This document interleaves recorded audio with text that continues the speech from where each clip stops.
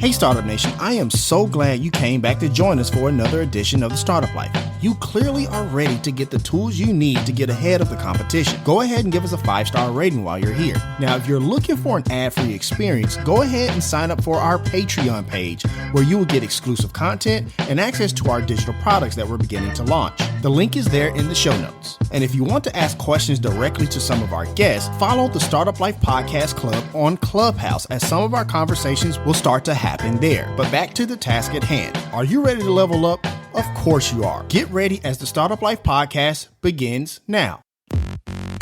It's time to be about that life, the startup life. Here's your host, Dominic Lawson.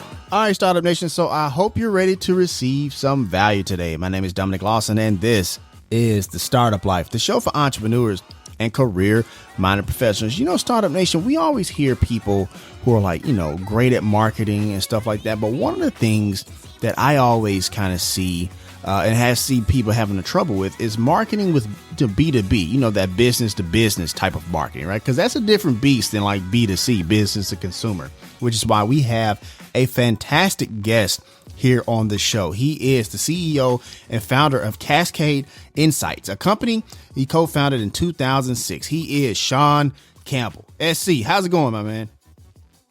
Great to be here. Thanks for having me on, man. Oh, man. Thank you so much for coming on the show. We really appreciate the value and your time today. And before we kind of get started on what we're going to talk about today, man, look, the past year has been a little crazy, right? I think that's the understatement. But I found that a lot of people have been like taking lessons from the past year, the past 12, 13, 14 months, however you want to look at it.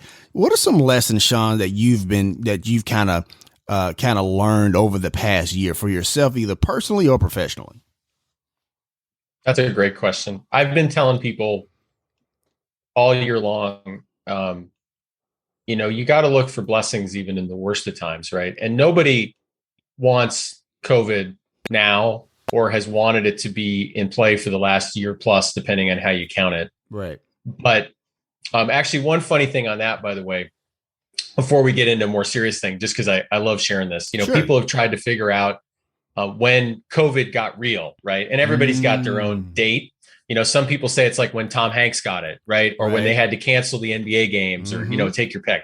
Those are good I saw ones. a hilarious article the other day that was this guy said he should date it on the date when remote Oregon ended up getting all of these job postings. And the story behind this, and it's really hilarious, actually, just a quick vignette, right, is that there's this town in Oregon, and I'm from Oregon, and it's called Remote Oregon. And Remote Oregon has like literally 10 people in it, like literally 10 people. Right. And the problem is, guess what happened on Indeed when Netflix and Facebook and Google said you can work remote? All the job postings showed up as residing in Remote Oregon. So for the last year, Remote Oregon is the job capital of the United States. Like literally to this day, if you go into like Indeed or these job posting engines and you type like, I want a remote job. And the guy that wrote this Medium post was hilarious. And he says, I feel like a doofus. He said, all year long, I've said to myself, I don't want to move to Remote Oregon. There's nobody there. And I don't want it. And he's like, why would I do that? Yeah, it's a job for Netflix. Why would I go to Remote Oregon? Right.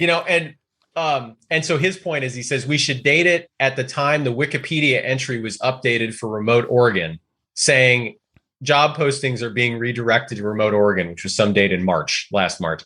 And so I thought that's date as good as any from my perspective. But in all seriousness, you have to look at blessings, right? Because otherwise you just grind it out. And it's already been stressful enough for business owners and individuals and family members. And that's for people who didn't lose someone, right? I mean, the tragedy of that exceeds any of the business problems that anybody has, obviously by, 1,700 orders of magnitude. But let's say you didn't lose a loved one, and it's just been kind of a really tough thing to go through kind of mentally in a lot of ways. What can you look to as positives? And I think there's several. I think one of the biggest ones that somebody brought up to me the other day that I thought was kind of hilarious is they said we've all become better writers as business people. Right. And because the hallway chat went away, the like, hey, Fred, what do you think about my idea went away. Right. And one guy, when I mentioned to him a couple of weeks later, he said, yeah, you're right. I realized a lot of my colleagues are dumber than I thought because they can't write a cogent email and actually ask me a question, right? They don't know how to do that.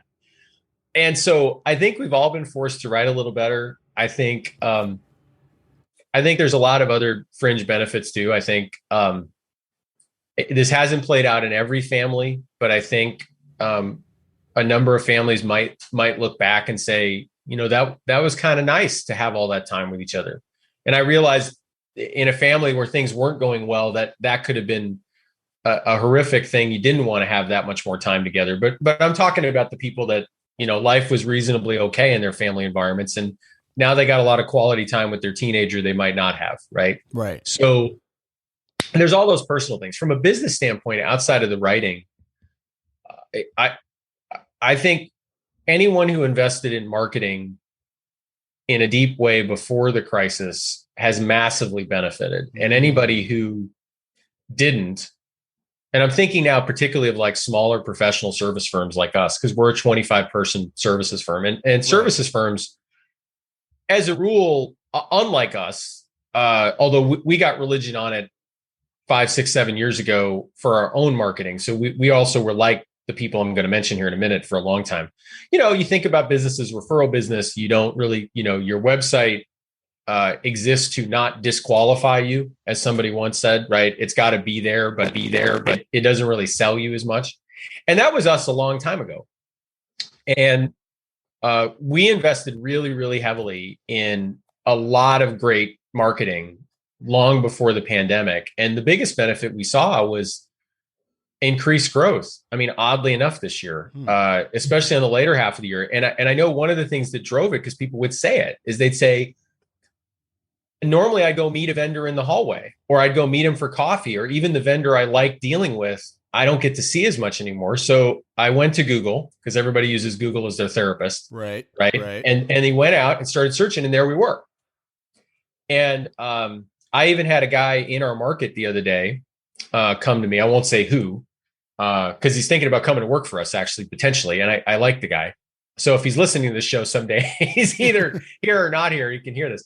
But he said to us, he said, I use you guys as an example all the time. I said, we don't spend any time on marketing. And I feel like we're way behind on that. And that's somewhat unique to services firms. But yeah, I think and I can talk more specifically about specific tactics we think that worked really well during COVID and ones that didn't. Or we can talk about B2B marketing in general, or owning services firms, or anything at all you want to talk about. No, we can definitely talk about all of the above. You know what I mean? Because, there was a lot of people, who, as a podcaster, we know a lot of us had saw a lot of marketing dollars kind of dry up. You know what I mean? From our standpoint, you know what I mean? Talking to a lot of, with a lot of podcast groups and forums and stuff like that, but also in that same vein, a lot of people have thrived during the pandemic, not from a standpoint of like thriving and like, on the backs of people who are suffering, nothing like that, but more so like you said earlier, they positioned themselves well before the pandemic. So I guess I'm curious about some of those tactics that kind of led to that, if you don't mind sharing that, Sean.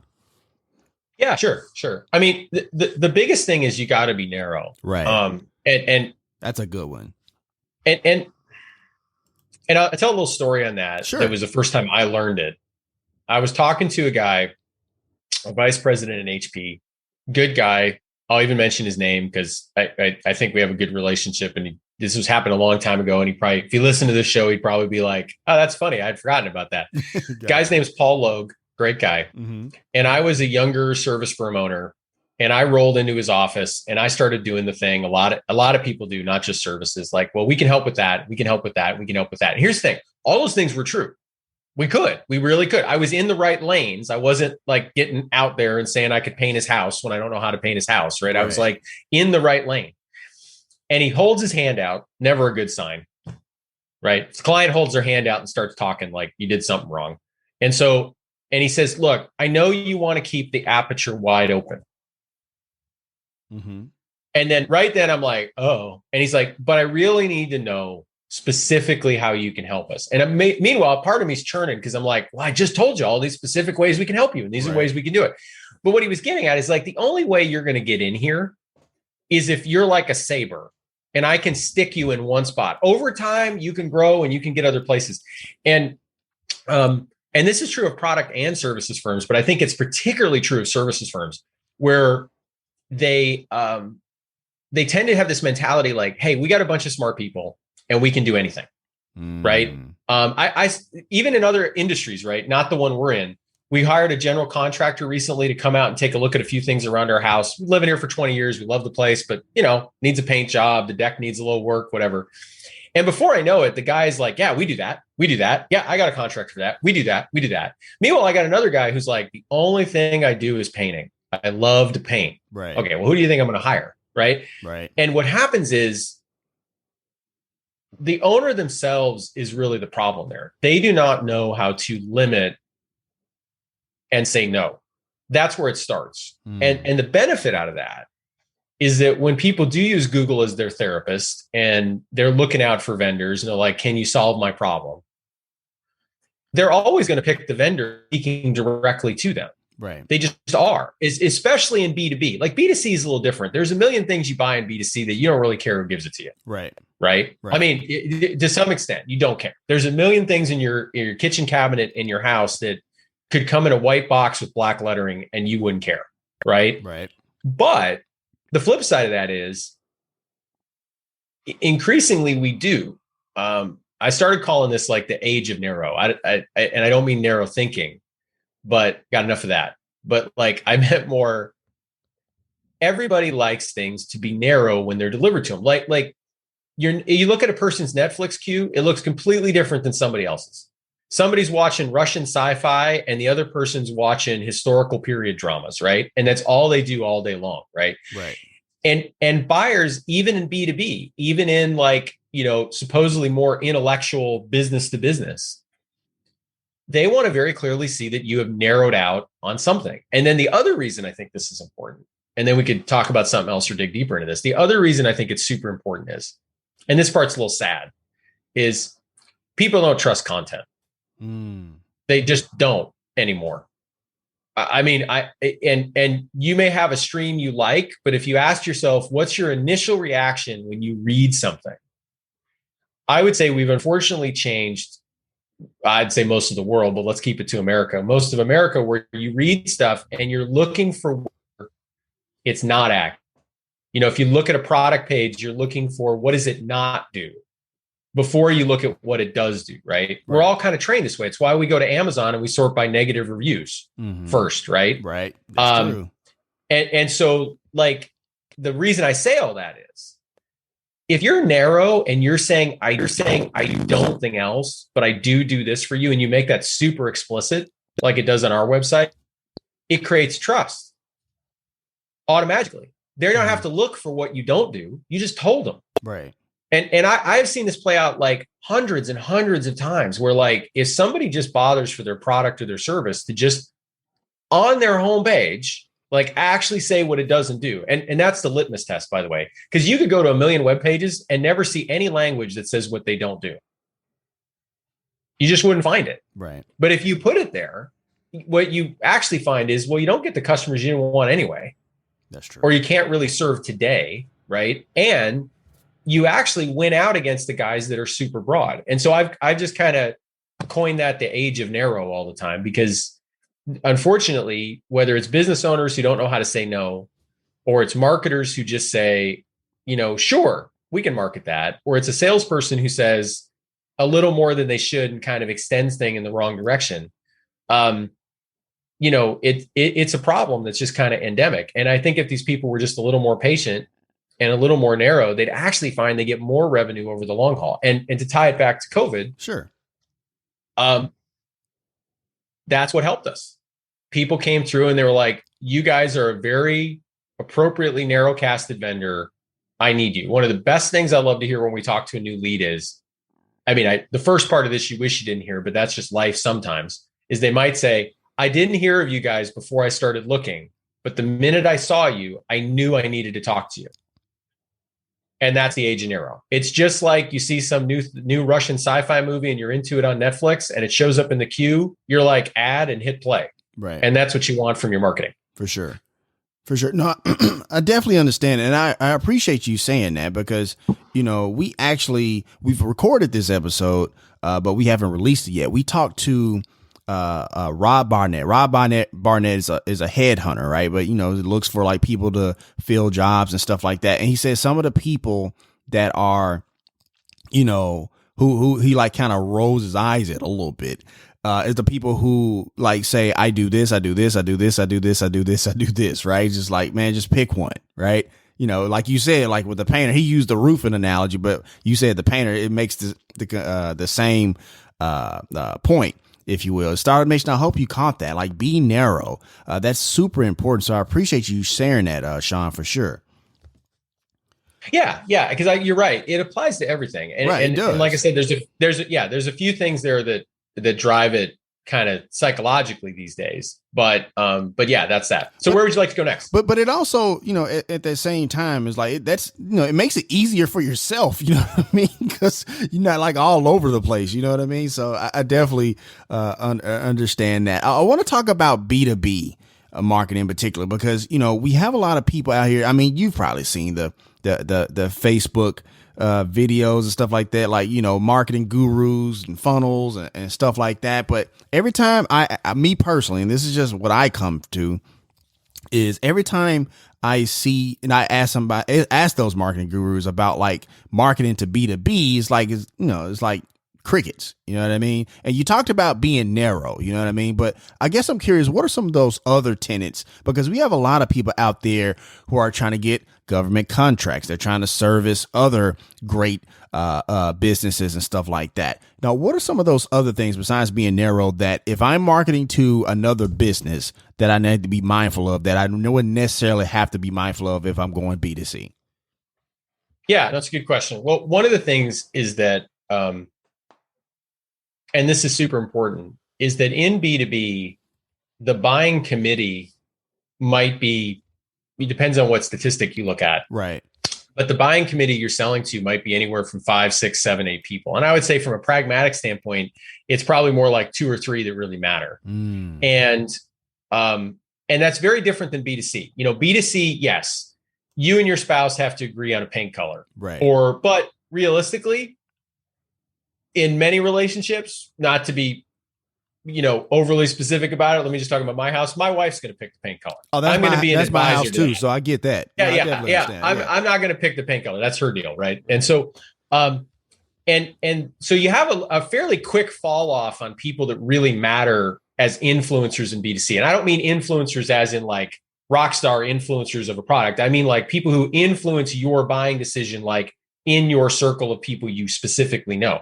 And so that's the biggest difference. The other thing is there's a lot of impulse buy differences. B2C, you can kind of buy anything, add to cart right away. Right. B2B is going to take a while, which means that buying committee is going to take a while to make decisions. And I say all that because one of the biggest mistakes even our clients make in B2B marketing is that they will sometimes confuse the individual who is signing the check with being the most important person to market to. And that's a catastrophic mistake. And how that comes to be is, marketing and sales get together in a room and they talk about like who matters most. And sales tends to remember the person that was kind of the end of the movie, right? If sales is a movie, the penultimate battle at the end was with the C-level, right? And so it's like, I need information to convince the C-level. What everybody forgets is the person who was using Google as their therapist, it wasn't the C-level. The person who actually found you was probably somebody with like a manager title, right? Or somebody lower down in the org that got delegated to go find people. And so it's an interesting conundrum, right? Yes, your marketing needs to talk to you, but it needs to talk to the right person. So what we see a lot of times is companies will kind of like their marketing will be oriented too high, right? It'll be way too high when really they need to talk to more base needs that align with a lower level person in the org, right? Now you can have collateral on the site that person can then access, download this thing to give to your boss, blah, blah, blah, blah, blah. But if you're thinking about that person scanning through Google and they're looking for you, are you writing those meta and those blog posts and those titles and those landing pages? Are you writing them for the C-level who's not searching for you? Like, really? What C-level searches for vendors? None that I know of, right? I mean, if you're talking about larger companies, right? Nobody does that. They'll delegate that down. So can you write to that persona and meet their needs? Right. Right. And that's kind of an interesting mistake a lot of them make. So that's one of the first things I would say. Got you. No, I love this because it again goes back to what you were saying, being narrow, right? Like you really kind of focus on an analogy we use all the time here on the Startup Life is like you're playing Battleship. You know what I mean? You're not dropping like a big bomb on high, man. Like you're being extremely focused and targeted in what you're doing, especially when you talk about like, writing towards that C-level as opposed to maybe that decision maker maybe under them and stuff like that. And even when I go to your website and Startup Nation, their website is cascadeinsights.com, where they focus on mainly in the tech sector, not just B2B, but B2B in the tech sector. But I wanted to point that out, Sean, for sure. Yeah, no, thanks for doing that. No worries. And I think, and the other thing, and this is more of a marketing leadership problem. Sure. In a company that is, marketers in a company that's trying to market a B2B solution is, although some of this is true of B2C, but my personal experience is B2B. Right. Marketers have invented a million statistics to cover over the fact they're not generating leads. Like B2B marketers will say, well, that's for brand awareness, or that's brand uplift, or that's so we're, more visible over here, or that's for engagement or whatever. And if you're not actually generating leads with your B2B marketing, or your marketing team isn't, just full stop. Right. Because you should look around and say, like, wait a minute, is any of this stuff we're tracking actually tied to leads? Does any of this stuff actually generate a lead? It's not that it isn't useful. It's just not, it's kind of like the dessert that gets added in. It shouldn't be the main dish. And too often, it's a problem. And I think there's this kind of, even almost an inherent bias sometimes in B2B that, that's not the end goal. The end goal is to get, build awareness so sales can do outreach and all this kind of stuff. And I would argue against that. I think regardless of the market, you can get leads through your website. You just have to be a lot more specific about it. And kind of a related thing on this is that, I'm not anti-social as a general rule, but I do think you have to be very, very circumspect out of what you're getting for social and B2B. Right. B2B sales do tend to have a little more of an intellectual component. There's a lot more detail to share. There is a lot more rationalization about the purchase. There is a lot more people to hit. And so social just will not have quite the same impact. And if somebody's listening is like, hey, it's worked for us, I would say that's cool, but tell me if that social's generated a lead. Because what I find when I crack the hood on a lot of social campaigns is people are saying like, well, it generated awareness, or it generated buzz, or look at all these likes we have, or look at all these retweets. Right. But can you go into Google Analytics or whatever platform you use, and can you see leads going to your lead forms who came in through social? And I would say you're going to find crickets there most of the time. And the other problem with social that makes it doubly hard is that social is kind of fun, right? So, if you had to pick as a marketer, what's the most exciting thing to do?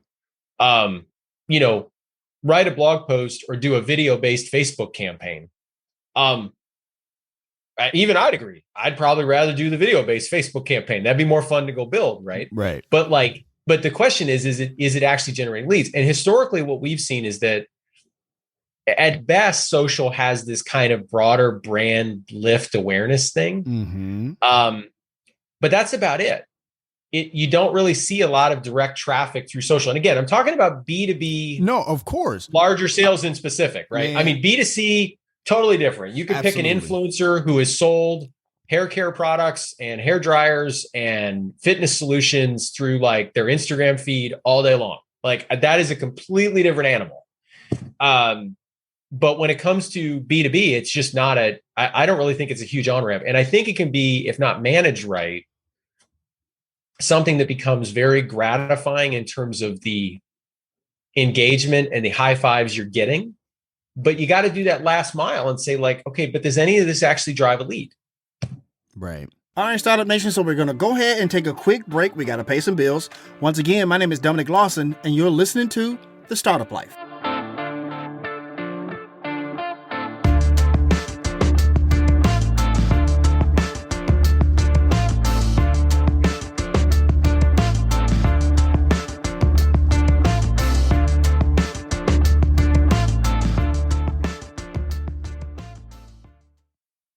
Check it out, Startup Nation. I know many of you are trying to improve your marketing performance, right? You have your business or your e-commerce store and you're trying to increase that brand awareness. No worries, I got you. You should listen to the brand new Keep Optimizing podcast. That's optimizing with an S and not a Z. It's a marketing podcast that will provide you with not only the latest tips and advice in the game, but also you will hear from experts in their field when it comes to email marketing, SEO, and more. This is a must-listen to podcast for my e-commerce entrepreneurs. It's hosted by Chloe Thomas, who is a 15-year marketing expert, best-selling author, and award-winning podcast host. It's already a top 20 marketing podcast in 7 countries. So clearly, you're going to get amazing value every episode. So as you can see, Startup Nation, you're in good hands with my girl CT. So listen and subscribe to the Keep Optimizing podcast on Apple Podcasts, Spotify, or anywhere you like to get your favorite podcast. You can also get more information at keepoptimizing.com. The link is there in the show notes. All right, Startup Nation, welcome back as we continue our conversation with today's guest here on The Startup Life. Right. And that's been my issue with, people who are like B2C gurus when I ask them about B2B, because for the past 2 years, and I ask them, they go straight to social media. Like, you got to get on social media, build a buzz, this, that, and the other. It's like, yeah, that's cool. Excuse me. But I'm not selling T-shirts. I'm not selling pillows, right? I'm not selling, stuff like that. And again, like you said, like if social works, that's fine. That's great. But like, I find it extremely difficult to find those marketing gurus who talk about, marketing or whatever, and then say you can do B2B on social, right? Like not that often. It's just not that often. So I definitely understand what you're saying. And you have no idea how much I appreciate what you just said there, Sean, for sure. Yeah, thanks. Well, no, there's a whole market that is basically exists to create a little bit of an illusion that social can solve everything. Right. Like, and it's just not real. And sometimes it's just hard to get above the fray. I mean, like, just look at your average social platform and ask yourself what you use it for, right? It's probably not looking for B2B products more often than not. Now, again, there are ways to make it done and make it work. I just think they're narrower than what people kind of lay out typically. So cool. No, what else would you like to chat about? Exactly. No, that's definitely where I was getting at. And like you said, like you said yourself, and I said earlier, it usually just goes crickets when I ask those questions. So I really appreciate that. Let me reset real quick. Once again, we are talking to Sean Campbell, the founder and CEO of Cascade Insights. And if you want to know the knowings and goings at Cascade Insights, make sure you look at the link in the show notes. That's cascadeinsights.com. Once again, that link is there in the show notes for easy access if you listen to the replay on the podcast. And if you're a tech company and you're needing some help with that, make sure you go not only to the website, but call the number 503-212-0687. Just wanted to make sure I get that in there. So, Sean, let me ask you this, man, because you have an amazing list of clients. I'm looking at Zendesk, IBM, Cisco, Dell, the list of Cloudflare, the list goes on and on. So let's say I get a meeting, right? I get in the meeting, I get to the, and this is like maybe like the decision making meeting, not like the meeting where the meeting to get to the meeting, right? We talk about, boss level status as far as like if this was a movie or a video game or something like that. But like if I get to the meeting that just makes the decision, right? And I'm preparing for that pitch, preparing for that presentation. I'm curious about what some pregame work I can do before I even step in that room to make sure I close the deal. Does that make sense? Yeah. Okay. Well, yeah, it's an interesting question. Like, there's a lot of things I could say to it. One, and let's frame this right, because to your point, it's got it. So if we're talking about, this is the meeting before the boss level, well, basically. No, this is kind of like this meeting will decide. Well, the decision making is there, right? Like, because you know how you. Okay, this is the boss. This is the boss level one. Yeah.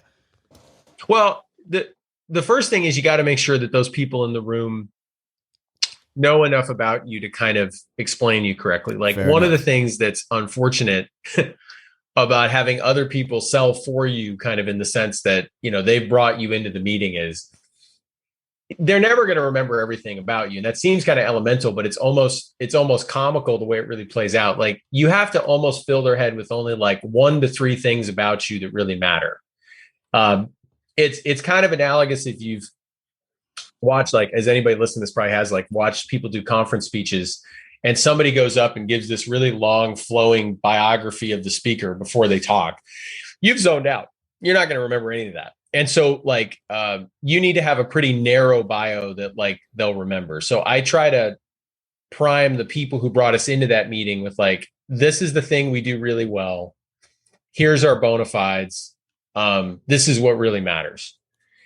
The other thing I would say that's huge is take control of the meeting. I think when people get to the boss level, they shy back. And I like that you called it the boss level. That's actually a good way of calling it. So they get to the boss level and they kind of shy back. They don't have the same aggression and aggressive tendencies they had before, right? Right. And that's totally wrong, because the boss level wants that meeting to be as short as humanly possible. That is true. And I think what people do is they do the opposite. They kind of like rush into the boss level. And they're like, I want to check this out. We're going to have a nice meeting. We're going to take our time. We're going to, like, tell them everything about us. We've got this huge presentation. I mean, I got to be honest, like, even in our firm size, we're 25 people. Mm-hmm. If we hire a vendor, I want that meeting to be as short as possible if someone else has supposedly vetted the vendor. Right.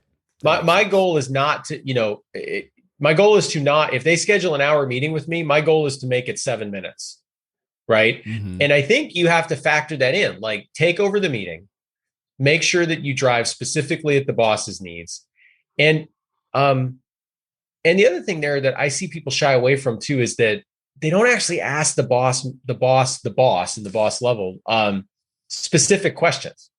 They let that person hang back and kind of make their own judgment of what's going on. And that's the worst thing. So I would say, if you sum this up, first thing, make sure the people that brought you into the meeting have like a 2-sentence understanding of what you're about. Like, because that's all they're really going to remember. Because if you give them 7 paragraphs, they will pick the worst 2 sentences out of those paragraphs to say, hey, I brought in Sean at Cascade Insights. They do. And you're like, crud. That is like the worst 2 sentences you could have picked to explain us.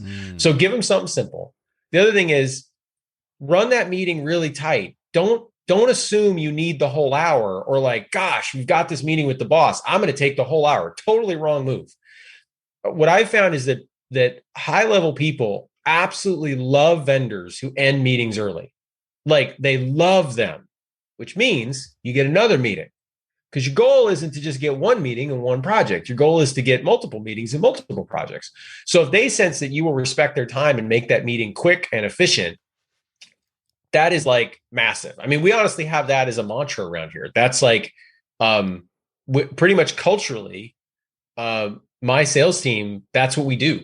Like, we will try to make proposal meetings, et cetera, as short as is reasonable. I mean, obviously you have to spend some time, but it's absolutely amazing what happens when you take a senior room full of people and you get everything done in 19 minutes instead of 30. And you say, you know what, we're done. You guys get 11 minutes back to check your email. You could almost hear like joy and unicorns and rainbows and fireworks going off. They're like, oh my God, you like gave me like that. You didn't just trap me in this room. Right. Right. And that it's such a subtle, but it's amazingly powerful thing. And then that final thing, just about asking direct questions. Like, I think sometimes everybody's afraid to ask the boss direct questions. And if I see a senior person in the room, within like 2 minutes of that meeting starting, I ask them a direct question. And what's always funny about that is, if you had like a pulse meter on everybody else in the room, you have to just deal with the fact that that's going to go up 20 points, right? The minute you turn and ask their boss a question, everybody that brought you into the room, like if they literally had a pulse meter on them, it went up 20. But that's what he's there for, or she's there for. You got to ask them a direct question. You don't wait till the very end of the meeting and then they weigh in and you haven't been able to shape anything. So I don't know if that's the kind of stuff you were looking for, but that's been my experience. No, that's what I was looking for. And you know, I mean, which is your experience, right? Because I'm always curious about everybody has a strategy, right? Everybody has a doctrine which kind of, formulates their strategy. You know what I mean? So I'm just curious about, just got to get in your head a little bit as far as like when it's time to, close that deal, what the game plan is and stuff like that, the way Sean sees it. So no, that makes complete sense for me. So I really appreciate that.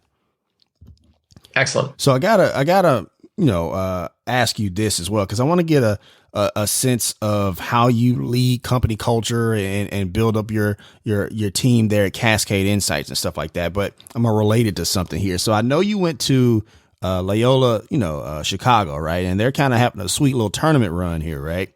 In the basketball. And so everybody knows about Sister Jean and stuff like that, these rousing prayers and stuff like that. So I guess I'm curious, man, if I were to ask somebody at Cascade, man, like, hey, who is Sean? Sean like Sister Jean, where he rouse up the troops, or is he more like just the silent motivator? Is he the lead by example? What would they tell me, Sean? That's a good question. One thing about Loyola that's really funny is I did go there, but I went there when they didn't have a decent basketball team. I remember I went there from 91 to 93. And I vividly remember this, like on the gym, the rec gym that was on campus, right? They had a big sign that was clearly weathered that said NCAA champions, 1963. So, it had been a while. Right. I mean, I grew up a Cubs fan, so I understand futility until recently, but so I it taught me patience, But yeah, no, it's a fair point. I mean, and the Sister Jean story is awesome. And yeah, I think it's great. This is aside, but one of the things about, one of the most exciting things about college sports, I think, and I think almost anybody would agree, is like the team like them that comes kind of out of nowhere, right? And gets farther down. I mean, the powerhouses are fun to watch in any sport, but it's always, but it's underdog comes from like nowhere to somewhere. Right. That's always a lot of fun. Absolutely. But I would say for me, I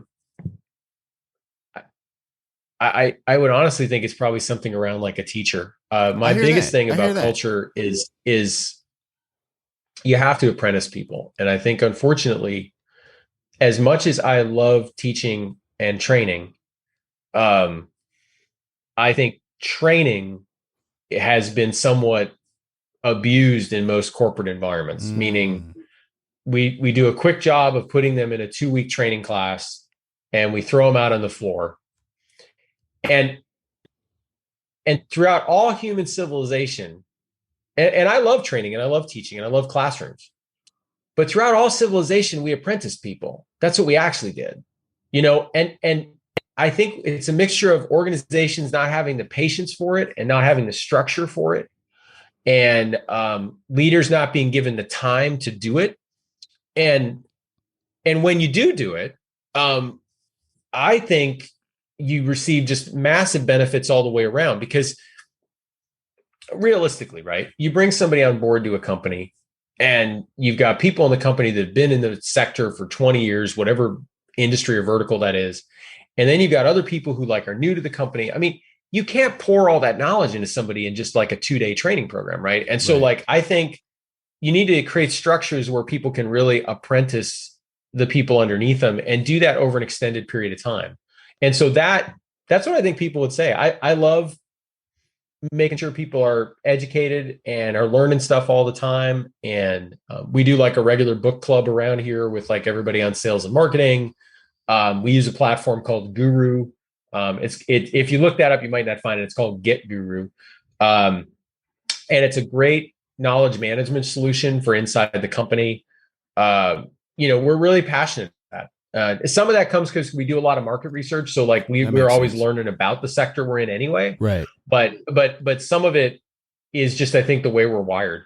And so I love spending time teaching people stuff or trying to figure out ways that they can learn about us or the market or that kind of stuff. That's probably the best thing I would hope people would say about me. I hear that, and I definitely appreciate that. Professional development is super important, and that constant, my rabbi likes to say this all the time. He calls it the spiral of learning, right? Like there's always continuous learning, but like even like reading one text at 20 and then reading that same text at 30 has a totally different meaning because clearly you've went through some experiences and stuff like that. And so that teaching part that you talk about just now really resonates with me. So I appreciate that.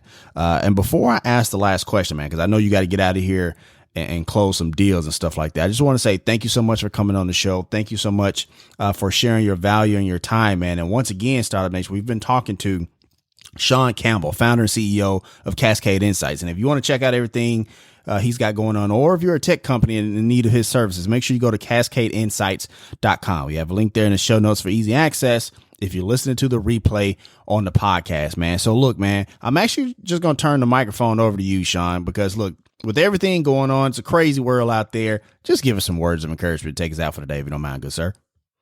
Sure. Well, I would say, the biggest thing I could probably say is just keep learning. And what I mean by that is learn about things you don't always immediately agree with. I think one of the things that I have always focused on, and I'm not perfect like anybody else, is if I believe something strongly, I go read things that disagree with me. We need more of that in our business leaders. We need more of that just in general. I think, we do get a little too siloed.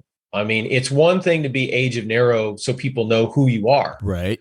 But when it comes to your own learning and your own experiences, if you're a fan of a given news network, intentionally go listen to the other one. If you're a real big fan of a certain marketing tactic, go read a book that talks up the other one. Right.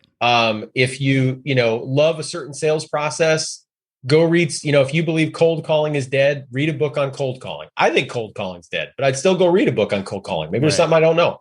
I think we get too siloed in what we learn, which is very different than asking for someone to have a narrow set of capabilities to do a very specific thing for us that matters a great deal to us. And I think we have to kind of keep that in balance. And that's what I would tell people to do. There's, around the whole country, as we record this, there are still a lot of people who are not going to get out in the way they want. Right. So while you're waiting, go read some stuff you disagree with. Go learn some stuff you've never tried to go learn.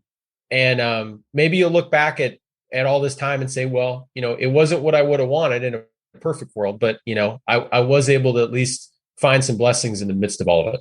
Gotcha. No, I definitely understand and appreciate that. And I also appreciate the duality of our conversation, going from being narrow when it comes to marketing and stuff like that, but also in your personal life, being a little bit more flexible. And I definitely agree with being willing to have things that challenge maybe some norms or beliefs that you have, for sure. And I appreciate that. And that's going to wrap up this session of the Startup Life. We want to once again thank Sean Campbell, founder and CEO of Cascade Insights. Thank you so much, sir. Thanks, man. No worries. And as always, Startup Nation, if you have an idea, be about that life, the Startup Life. If you want to let us know what you think about the show, have an idea for a show topic, or would like to advertise on a show, send us a message. Our contact information is there in the show notes, or feel free to reach out to us on Twitter, Facebook, or Instagram. Go ahead and follow us while you're at it. Follow us on Apple Podcasts, Spotify, Podcast One, or wherever you listen to your favorite podcasts. And be sure to hit us with that 5-star rating. We would really appreciate that. Be sure to check out the show's website and its startup blog, where either I or some of the world's best business minds share content